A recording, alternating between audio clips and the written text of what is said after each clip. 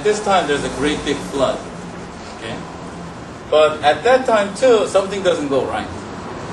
And as a result, Noah's son Ham, do you know Noah has 3 sons? Noah had 3 sons, Shem, Ham, and Japheth.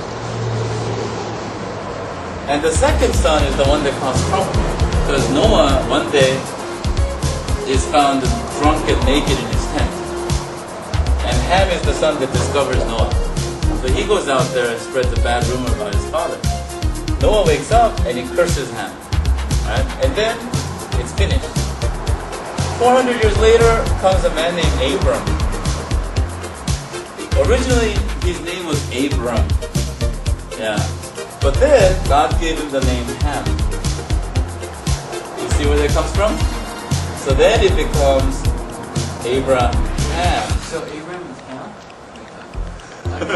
No, Abram is Abram. Peter, where were you? Alright. Alright, now. Do you see where that comes from, John? Alright. Noah had 3 sons, right? Shem, Ham, and Japheth.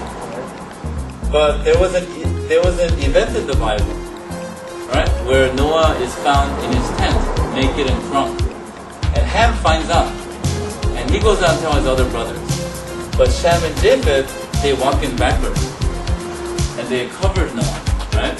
And when Noah wakes up, and he's like, hey, what's this? Right? I swore I was totally buck naked when I went to sleep. And then he discovers it was Ham that did it. So Noah curses Ham and says, Ham, your descendants will be servants of Shem and Japheth. Right? And then the story ends right there. Yeah.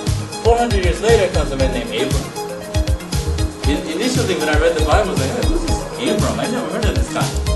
But then later, God changes his name to Abraham.